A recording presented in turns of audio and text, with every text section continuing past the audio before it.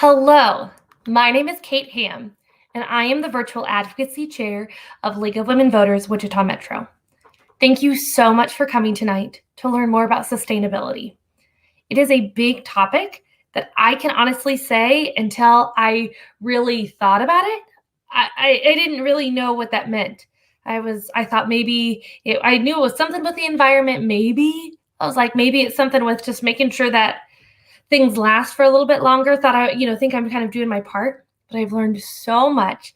But we truly have an expert with us tonight, and I'm very excited for all of us to have the opportunity to learn together. A couple of housekeeping items as we begin this evening. If you do want to have any sort of closed captioning, either on Facebook or on YouTube, you are welcome to turn that on yourself.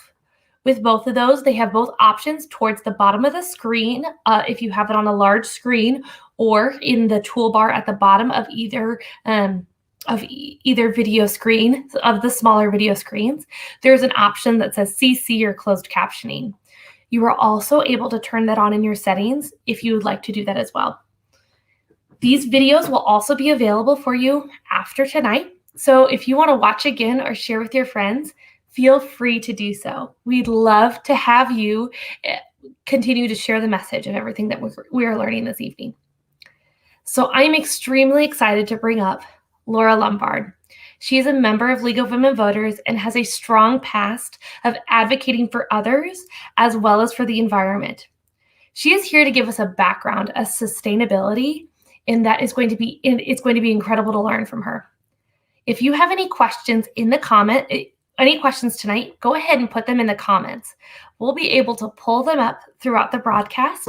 Once we have that time for questions, we'll pull them up during the broadcast and answer them live. Thank you so much for joining us tonight, and let's give Laura Lombard a welcome. Laura, thank you so much for being here tonight. I'm so excited to learn more from you. Thank you, Kate. No, I really appreciated your intro, and I hope that I'm able to impart some good information about sustainability. Since it is going to be one of the League of Women Voters advocacy issues for this coming year, we wanted to give some background on exactly what sustainability is. The presentation that we're going to be doing this from is one that I actually created back in the spring, or at least parts of it coming from this presentation I created in the spring for the City Council. So the City Council of Wichita has seen, at least some of the members has seen this particular presentation that we're pulling up right now.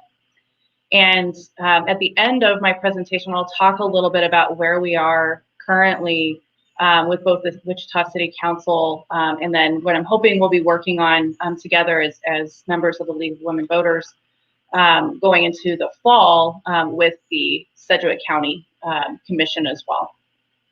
Go ahead and switch it to the next slide, Kate.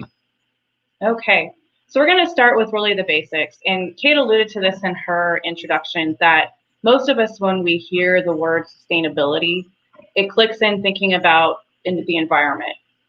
The environment is one of three major pillars that you're looking at when you're thinking about long-term sustainability. There's two others, though. You have social equity, meaning making sure that everyone within a community or society has access to the same either economic opportunities or access to food or access to good healthcare, all of those different things. And then the other pillar is economic development. And I think over the course of my presentation, you'll hear me highlight a lot regarding the economic development piece. And there's a reason for that. The basic reason is with economic development, that's really how you get a lot of political leaders on board. How are we going to be able to utilize this type of planning, the strategic planning that we're going to talk about tonight, not only to help the environment or to elevate other social groups throughout a community or whatnot, but also how overall for the entire community is it going to help with economics. It's just the way it is, I'm afraid, on that one. So I wanted to start with a really basic definition of sustainability. Meeting the needs of the present, so those of us who live currently, without compromising the ability of our future generations to meet their own needs. That's the goal of sustainability. And as you see, you're trying to balance all three, the environment, social equity, and economic development to do that. It must work to balance those three things in a particular jurisdiction. So in this case, we're looking at Wichita or Sedgwick County. We could broaden that out and look at Kansas, broaden that out, look at the United States, all the way to the global impact of sustainability. This is a journey. There's no destination. This is ongoing, and you're hoping that your community leaders, again, at all those different levels, are going to be continually evaluating and looking and figuring out how are new technologies that are coming online going to help us get to that sustainability point. What other types of conditions are changing that we need to be evaluating and relooking at policies for over the course of time? So that's the really important piece that I want everyone to, the pieces. So one, it's about balance. And two, this is an ongoing journey. Go ahead and switch the slide, Kate. Really fast, here's a few of the areas that one might look at. So you might look at, of course, everyone would be thinking about energy. How do we both create more sustainable energy or renewable energy? So wind, solar, water, or hydroelectric, those types of things. Could also be how do we conserve energy? So what type of energy efficiency type technologies might we be using going into the future in our community? Transportation is a huge one. Are we looking at electric buses? Wichita has done that already. Are we looking at making sure there's more power stations for electric cars? And we'll talk a little bit more about that down the road. How are we setting up our neighborhoods? This will come more into some of the areas of social equity that I'm going to talk about. But currently, Wichita is set up very much so you have neighborhoods and then you have commerce in different places. And that's fine. You can do that. That's one option. Another option is to integrate those two. That can also help with saving energy and gasoline and emissions and whatnot. Water is a huge one, particularly for Kansas. With our agricultural sectors around Wichita and throughout the state, conserving of water and what technologies could we utilize to help reduce our water usage, those types of things. So there's a lot of different areas that we need to be looking at. Go ahead to the next slide, Kate. So this was a question, or this slide was again posed towards the city council. Why should they want to invest in what I'm calling, or what's called, a sustainability plan? A sustainability plan is a long-term, very visionary, very strategic roadmap of how you're going to set up our community's future. So when I created this slide, I was trying to show some of the benefits that creating such a plan would entail. The city is already working with the WSU Environmental Finance Center currently on a sustainability plan. They've talked about releasing the plan sometime next year. We'll talk a little bit more about how that may change and hopefully speed up when we get to the last slide tonight. But so they already are thinking about this. But these are some of the things. Oh, if you could go back. Yep, no problem. So these are some of the things they should be thinking about when they're doing the sustainability plan. Promoting forward-thinking economic development. How are we going to create jobs, increase the tax base for the city, increase competitiveness, getting more companies and talent here in Wichita? All of those things should be looked at in a sustainability plan. How are the different policies and governmental departments for a city interacting to try to get to these goals and to positive metrics towards environmental or economic or social equity goals? Are you targeting economic and environmental improvements for lower income communities within the city? Those types of things. And of course, improving local environment, health, and quality of life for everyone that will both hopefully lower carbon emissions, but also increase quality of life for all Wichita citizens. Go ahead to the next slide. Why we can't afford to wait.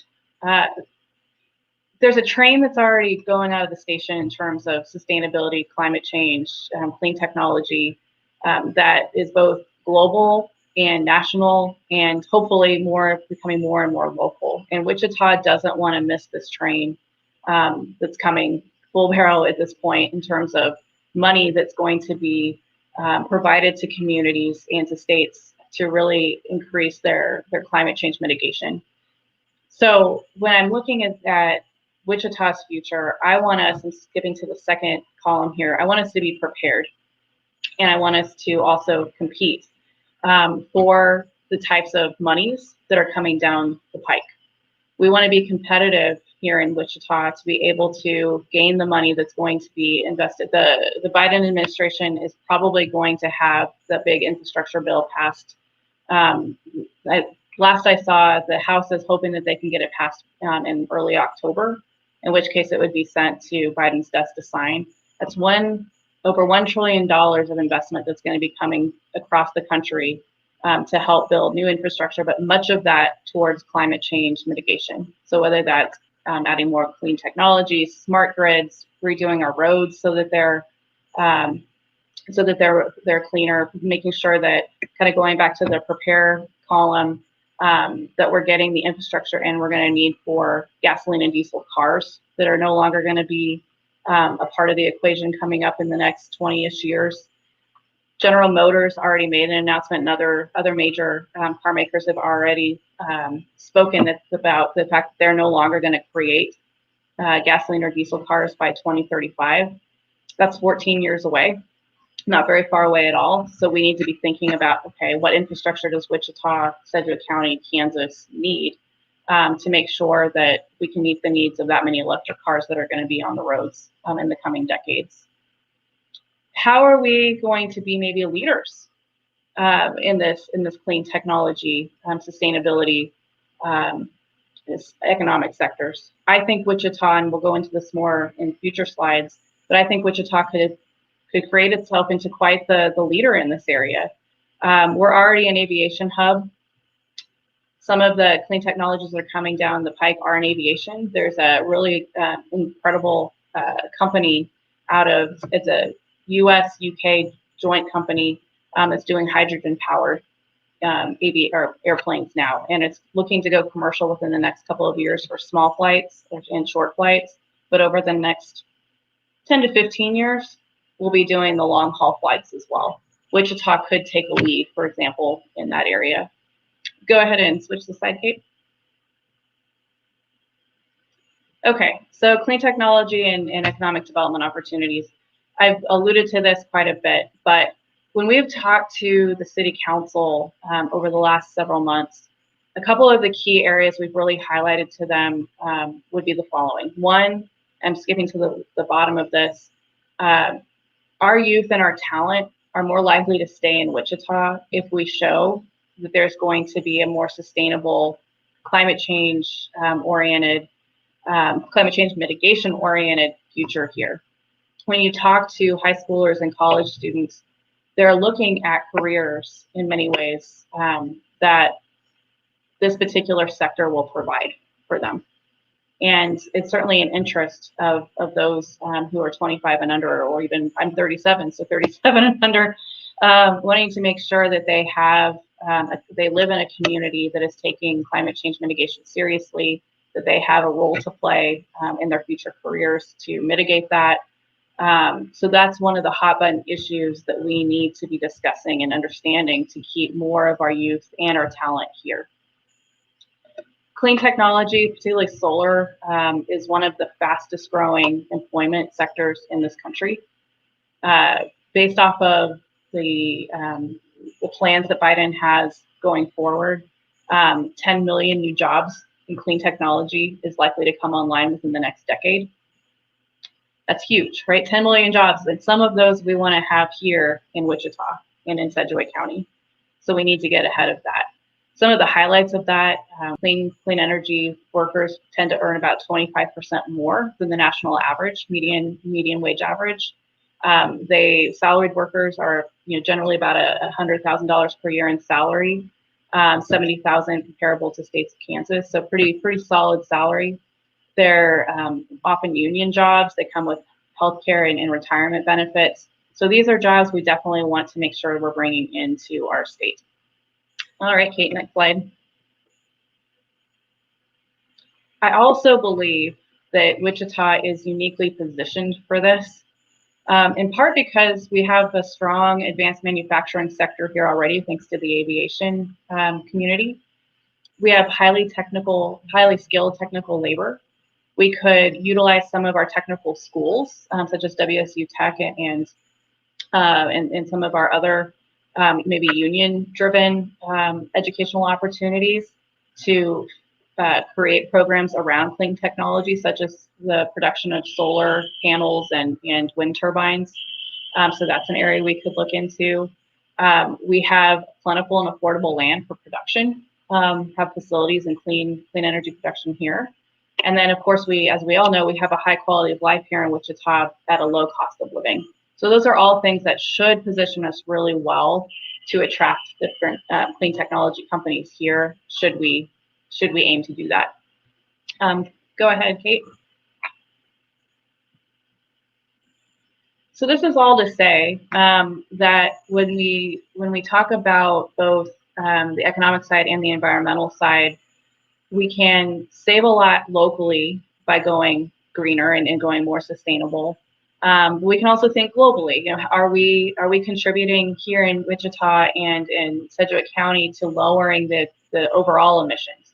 That should be one of our goals. Saving money here by creating smart infrastructure investments that will have long-term investments. So some examples of that. Even the city buildings or our commercial buildings, if they looked at retrofitting to be more energy efficient, they could save a lot of money on the government side for taxpayers, and on the commercial side for their own businesses. So that's something that we could be looking more at. Creating positive local, state, and national media opportunities for our area. I think that's a really, we can. Kansas is already the first in wind, which is a great story for our state to tell. There's other stories that we could eventually say, you know, locally, statewide, and nationally regarding the types of things we're doing here on sustainability. Producing clean technology that could be used both locally, nationally, and globally. It could be exported to other states or to other countries. And then, most importantly, for the future of our health of our generations, making sure that we have a healthy environment, clean water to drink, fresh air for us to enjoy for generations to come. Go ahead, Kate. Lastly, I wanted to talk about the social equity piece of sustainability. Wichita, as I mentioned earlier, mostly we're laid out in residential and commercial, but there's some areas of town that also happen to be areas of color where you could have more integrated residential and commercial neighborhoods that promote both sustainability and equity. Two areas in particular, probably many of you are well aware of what's going on around or what's going on with Dunbar Theater, where activists and the local community have really come together to fundraise to create the Dunbar Theater. It's still an ongoing project, but it could be the centerpiece of a whole community of different stores and whatnot, all within walkable distance of the residential parts of that neighborhood. So it's creating more of a integrated community, the cultural side, the economic opportunities for the local community. And it's sustainable because you end up doing a lot more walking and there's less gas usage and more accessibility in general for less emissions. So that's an area. I also put a picture of Nomar, which is an area of town. Every time I drive through, I think, you know, wow, this could be it is, but even more so could be a cultural center that could be increasing social equity for the community members within that part of town. So those are a couple of areas I think could become examples for the rest of the city, and how you could both put all of that together: the economic opportunities, the social equity opportunities, and helping with environmental as well. Go ahead, Kate. So a couple of actions, I'll just go through a couple of these. From the city level, we could be promoting zoning codes that encourage more of the mixed use development. So again, residential and commercial together, which is more sustainable, both for all the reasons previously given.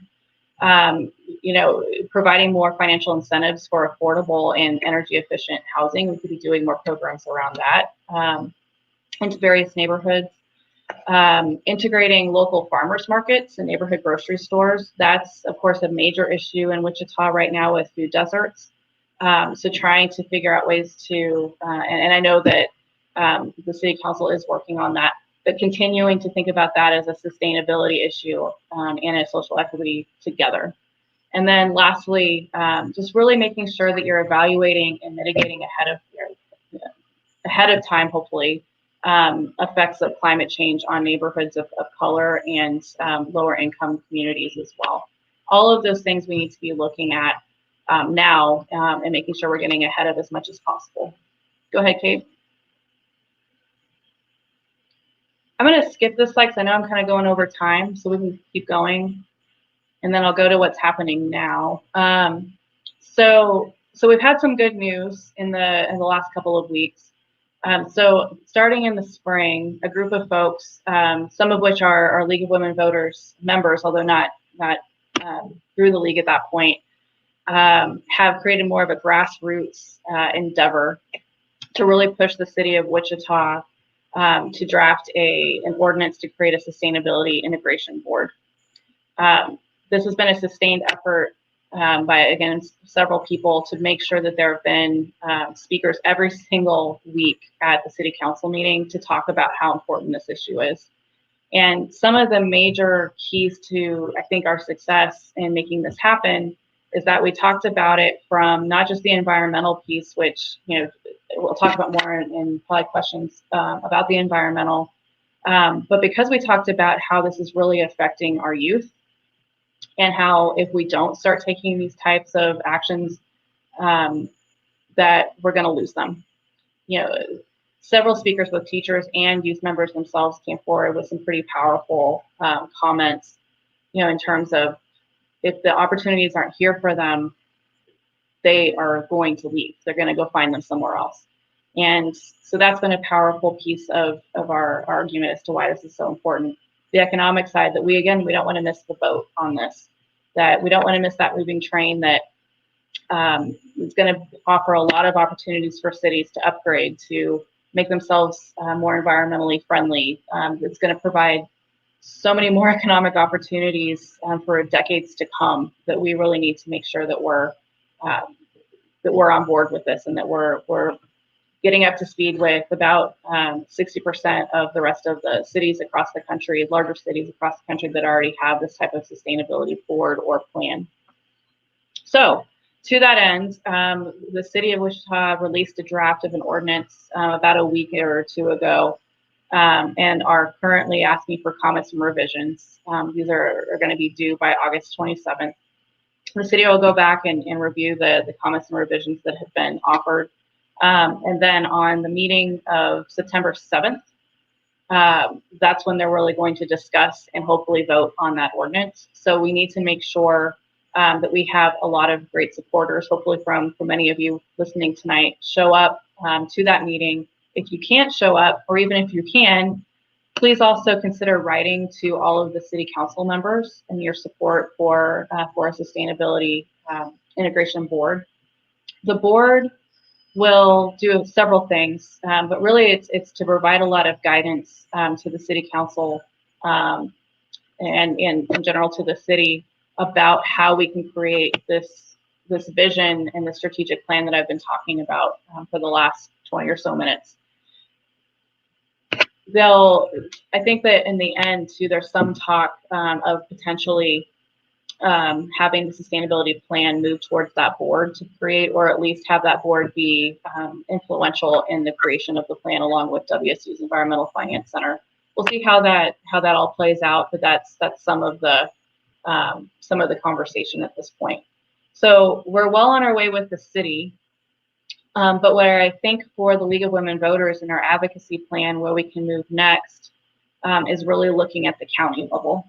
So now that we'll have the city one well underway, looking at the county is going to be the next plan, and I'm hoping that that's where we will focus our attention going forward. And with that, I will stop. I think almost right on time at 6:40 or 6:54, and be happy to answer any questions or concerns or thoughts that any of you may have.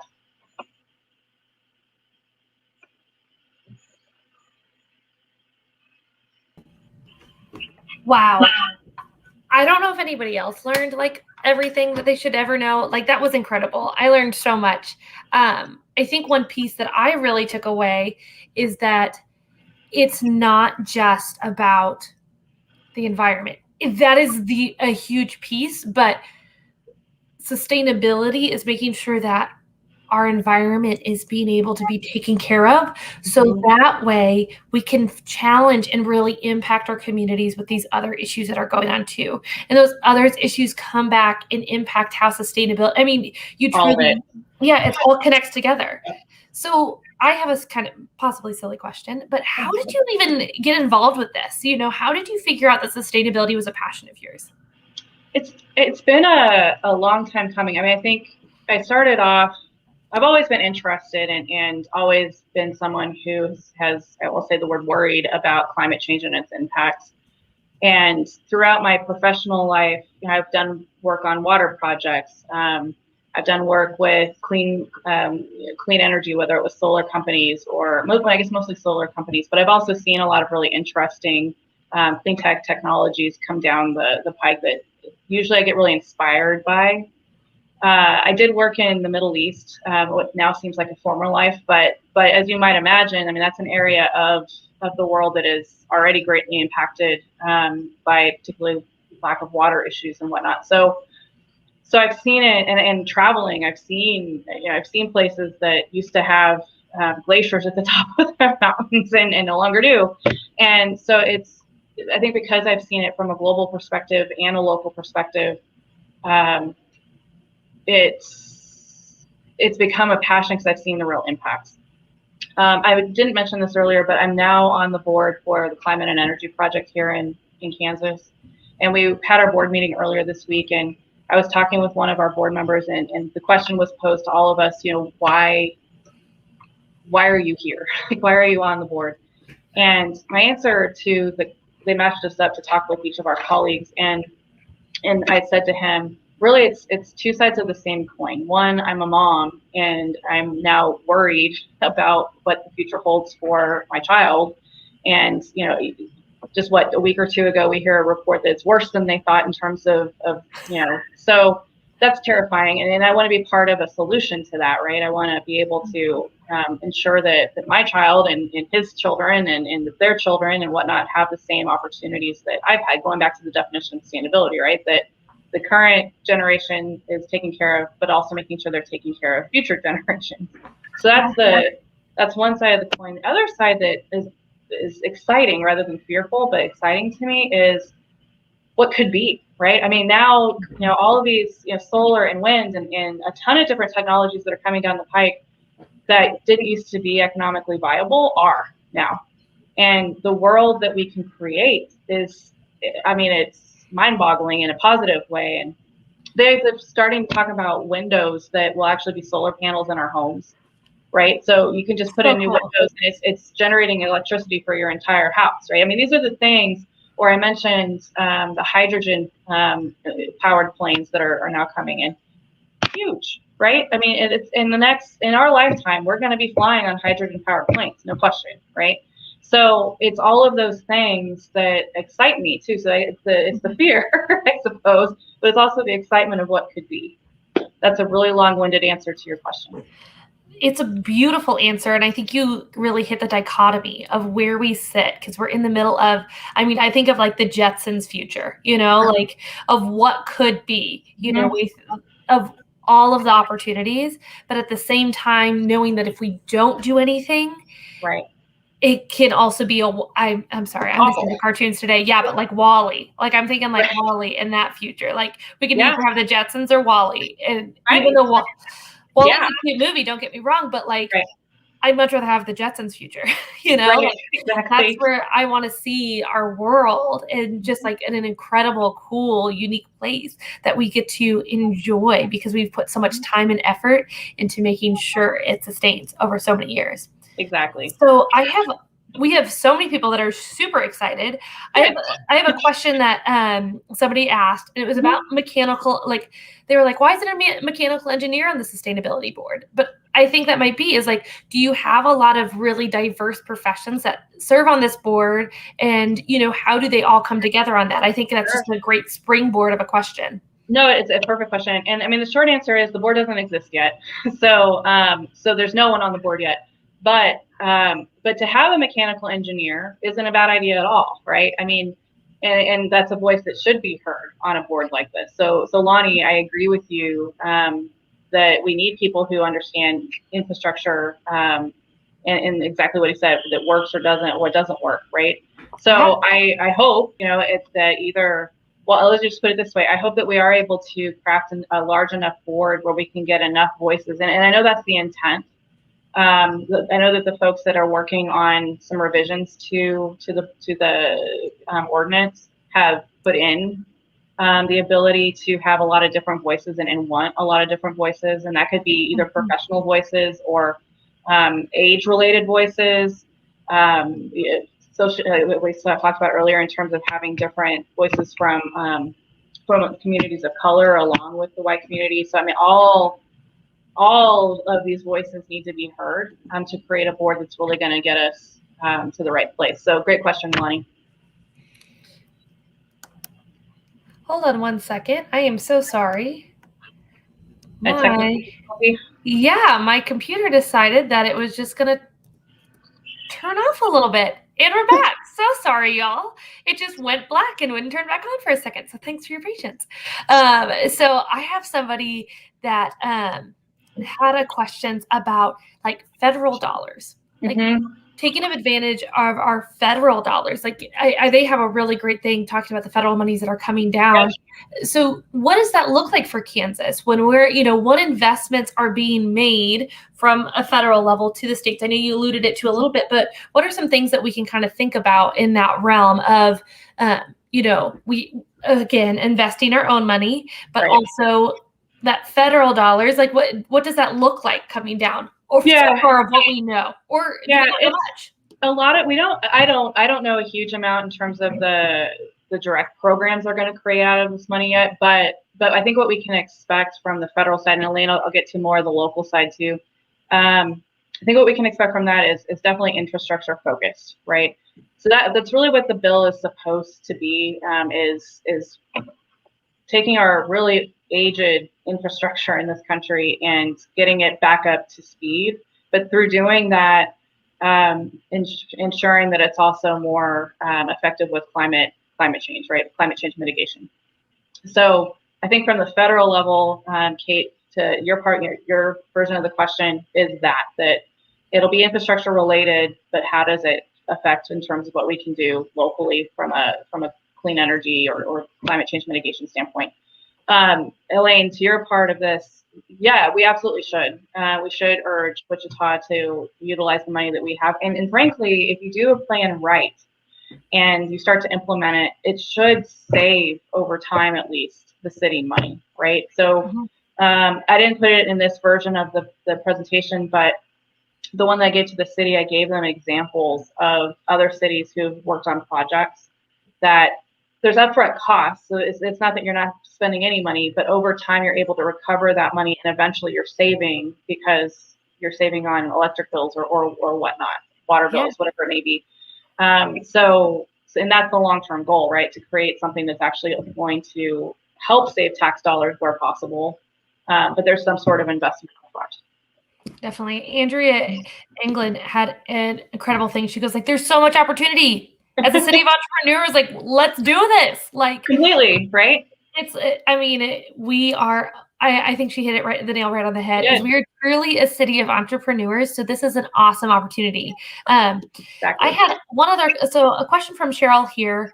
Placemaking. There was some conversation in the comments about placemaking and some different things there. Tell me more about that concept or things, or have you heard about it before? No, actually, if they could educate me a little bit on that. I am not familiar with placemaking. Okay. Hey, this is good. So Andrea did comment earlier that it is a concept that she's read about recently about integrating neighborhoods and commerce. So I think maybe it's speaking more on like when we integrate neighborhoods and commerce, how you talked a little bit about a sustainability of like walking and different things. What other aspects are popping up with, when we integrate those two together? Yeah, I mean, if you think about cities are laid out in different ways, and some of this with Wichita, I mean, it is what it is, right? We laid out in a certain way, and that there are residential areas and there are commercial areas, but there are certain places in Wichita. Two I mentioned earlier. I think the downtown area, kind of Delano through, maybe even the design district, Douglas Design District. Those are actually areas of Wichita where you could, and somewhat already do have, say, maybe apartments on above, and then actually, stores and bars and restaurants and what below. Yeah. So, and it's all connected. So the Q line's a good example of a sustainable project in a sense, right? Because instead of driving somewhere, you're using the Q line to go to all those different bars and restaurants or whatever on a Friday or Saturday night. Yeah. You're not driving, or you could walk. I mean, so it's that type of kind of downtown infrastructure, or it's all built together, where you're not needing to drive. Say I'm in Riverside, I need to go to my doctor. I'm driving there, right? And that's fine. That's part of how Wichita is built. But the more we can integrate residential and commercial in that same way, the less you're driving. Maybe the more you're saving in other ways too. But certainly with the driving piece of it, that helps with emissions. That helps with a lot of saving money for people. A lot of different things. Definitely. We discussed earlier a little bit, Laura and I were just kind of chatting beforehand, and I talked about how I'd lived in St. Louis and Kansas City, and I'd lived in Dallas. And I loved in St. Louis, we had opportunities where we could be walkable in a large chunk of the city. Not all of it. I won't say that they are reach the sustainability standards that I'd love to be at, but I think about in Wichita, how my friends say, oh, I'm excited to move to Wichita. And I have friends from they're like, excited to come visit. And they're from New York or Chicago or something like that. And they come and they go, okay, so, where's the nearest train station? I'll just hop on a train and you can pick me up at the nearest train station to you. And I was like, doesn't work that way. Yeah. And so seeing that there are cities that do have some really great sustainability, not perfection. I don't think, I think that's what we're attaining, but talking about how that's a difference in Wichita. But also they do talk about how they come here and they're like, oh my gosh, you guys have so many more wind turbines. So I know that we have some really good things that are a part of our process, but not exactly where we need to be yet. So I think the conversation that we're having and that you brought to the city and that, we're hopefully bringing to the county. Lonnie brought up a question. He's like, well, let's just kill two birds with one stone, a city and county combined board instead of two separate boards. I don't know, Lonnie, maybe he read my article about this back in the spring. I don't know, but that was the original hope, and it's still possible. I mean, I don't know that it's necessarily a done deal that you couldn't have such a thing. It's just worked out that the city was in a better position to really kind of get this going faster. I think in part I'll give the county a little bit of a break in the sense of they've been dealing very heavily with COVID this last year. So that's part of the reason actually why I didn't personally push myself more in that direction yet, although that's changing soon. But I think to your question, Lonnie, I don't think that's still out of the question or something we couldn't push for, and to a lot of degrees, considering Wichita is such a big piece of the county, that there shouldn't be some crossover, at least to some degree, along the way. So no, great question. And I think it's natural too. The city lives within the county, and so there's some natural crossover there too. Yep. Well, I have another question for you. I know you had some action steps at the end of your presentation, which is fantastic. I want to do something tomorrow. What is my first step as an individual of how to become a more, make my community or my house or myself more of a sustainable being, house, or city? Yeah.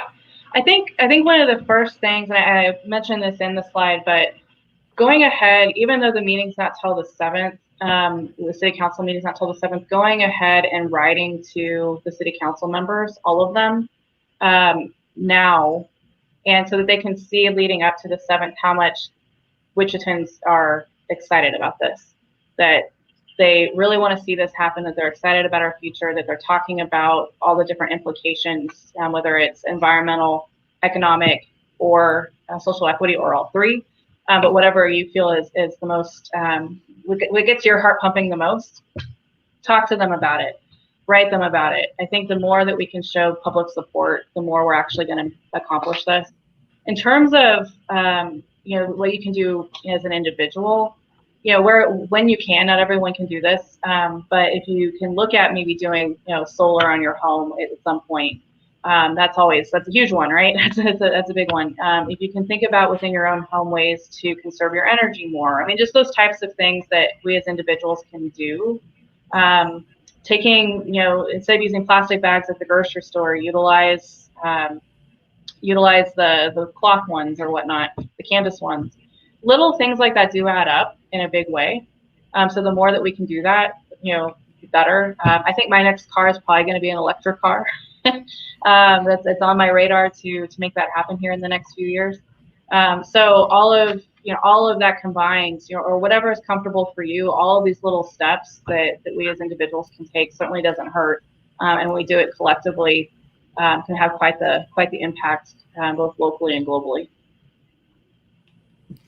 Definitely. I know for me personally, I recently moved and I've been seeing like, oh, do I need all of these clothes? Do I need all of these items that I once had in my house?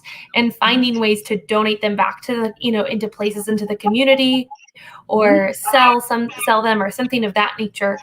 Absolutely. So that way it's one less thing in a landfill, but Right. Instead more of those things are placed back in the hands of people that need them, and that items are not just, we're reusing them and we're recycling them in ways of just trying to find little ways. And so I know like the Wichita Family Crisis Center is looks for clothes and items that can be used in houses or in their facility with beds and things. And I know with the IRG, which is the International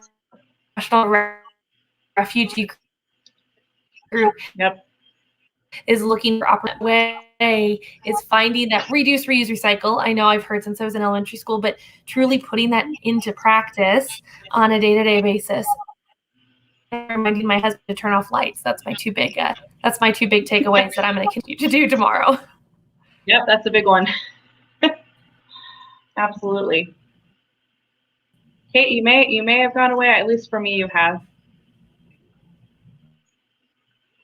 Looks like she'll be back here in just a second. We'll give her a second to get back on. I'll check comments. I think I can see some of them too. See if there are any other questions while we're waiting for her to.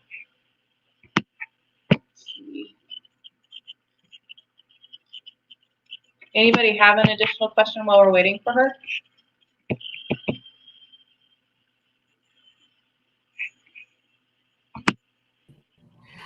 Oh, there she is.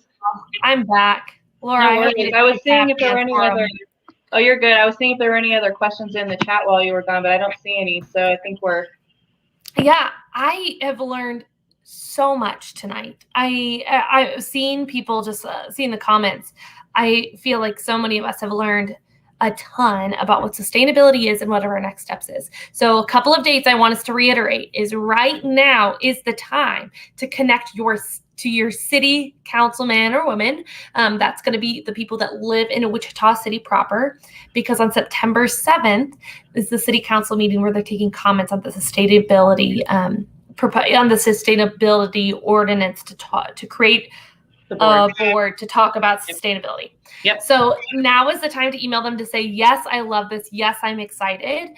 And reach out to your friends. Say, hey, I learned about sustainability. I mean, I can't tell you how many times I talk to my friends and we bring up something similar. We're talking about how talking about the environment, talking about global warming, talking about all these topics. And so this is a great way to say, hey, this is an easy advocacy thing.